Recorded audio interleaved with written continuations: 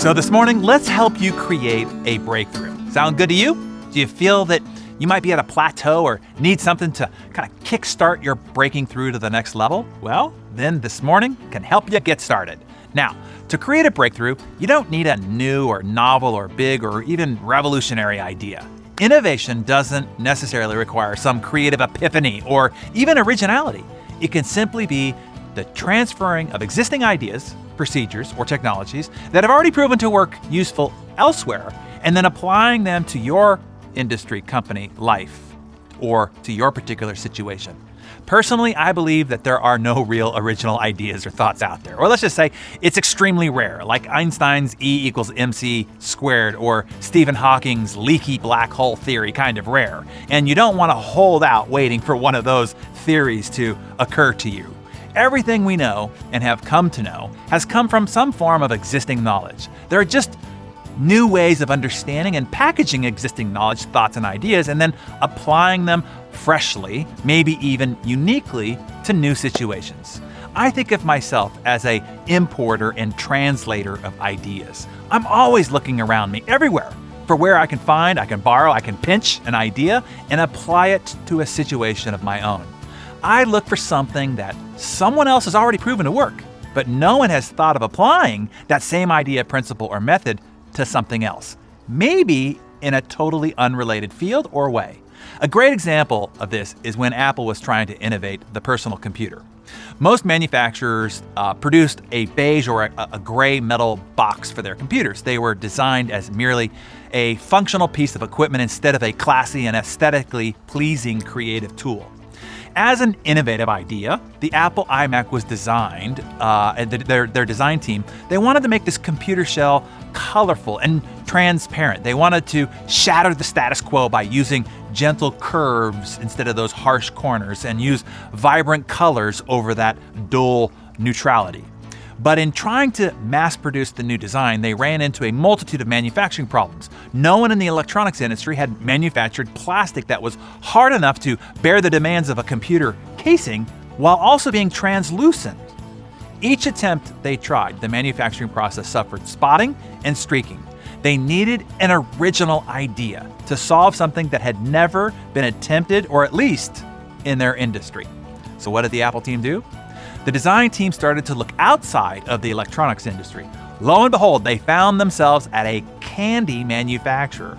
There is where they learned about the mass production tinting processes candy manufacturers used as a standard process for many, many decades to create their colorful hard candy exterior.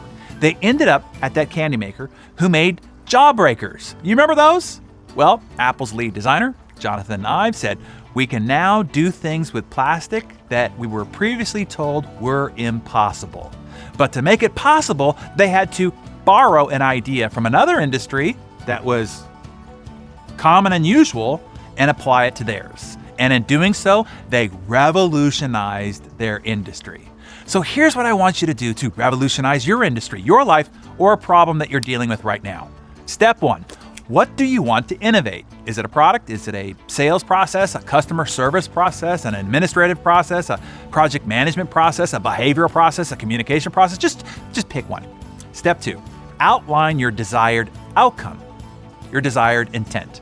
Then write the 1 or 2 or 3 hurdles that constrains holding that progress back, so you know exactly what problem you're trying to solve for. And then step 3, reach out to 3 to 5 people in unrelated industries. Tell them your intended outcome and what your identified constraints are, and ask them if they've run into similar challenges in their own industry and how they solved it. Find out what innovations in their own product or their own processes or in their own life produce the kind of breakthroughs that your intended outcome is after. You are likely to get the idea you need, and you didn't even have to think of it yourself. Even the late, great Steve Jobs was criticized for not really inventing anything new. Jobs didn't invent the mouse or the graphical user interface. The iPod was certainly not the first MP3 player. The iPhone was not the first smartphone, and the iPad was not the first notepad device. What Steve did was take existing products or ideas and make them better. He imported ideas elsewhere and packaged them together. He reinvented the way they were put together and the context in which they were inserted into popular culture. In fact, Steve was very unoriginal. And as a result, he is considered one of the most creative and innovative people who's ever lived. Interesting, right? So remember, all you have to do is look around you and borrow what has already been proven to work. Your genius is in staying aware and then translating those ideas into your situations. Steal from anywhere that fuels your imagination. Devour old films, new films, music, books, paintings, photographs, poems, dreams, random conversations, architecture, bridges, street signs, billboards. Steal from those things that speak directly to your soul. If you do this, your work and theft will be authentic. Authenticity is invaluable. Originality is non-existent. And don't bother concealing your thievery. Celebrate it. Authenticity is invaluable. Originality is non-existent. In any case, as always, remember what Jean-Luc Godard said. It is not where you take things from, it is where you take them to. Where do you find your inspiration and what fuels your imagination? Share that with us in the comments below. Well, my Darren Daily friends, tomorrow is the day.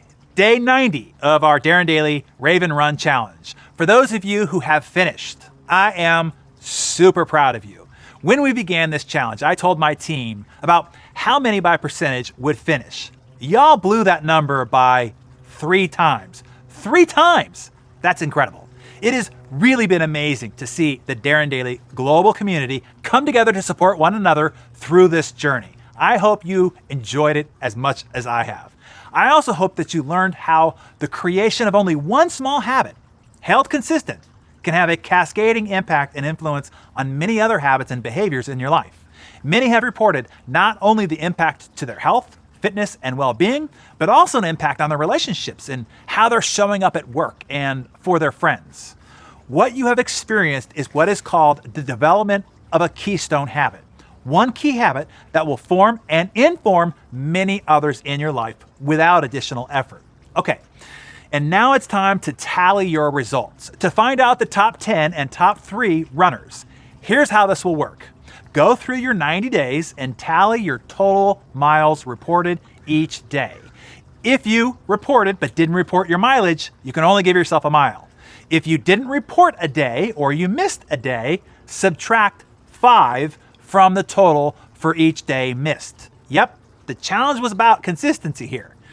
We have a special post that we will link below this video for you to report your total miles. We will, as Ronald Reagan liked to say, trust but verify. We will trust your reported number, but we will verify the top 10 runners to be sure they are legit. Not that we need to, I'm sure, but just to give everybody else comfort. Again, I just want to say how proud of everyone I am. Thank you for playing full out and being an excellent example of being the exception. When you post your number tomorrow, no matter the total number, know that you have completed something that most people would never even start. They don't want to be challenged. And then amongst those who did start, being part of the few who actually saw it all the way through and finished. Whether you know it or not, that makes you extraordinary. You have just defied the greatest weakness of our human condition, the ability to stay consistent, to do what you said you were going to do, no matter the mood, the weather, the circumstances, or the ready-made excuses over a long sustained period of time. It is a remarkable achievement, one you should be proud of. And look for us to announce the winners soon. We will reveal them right here on Darren Daily.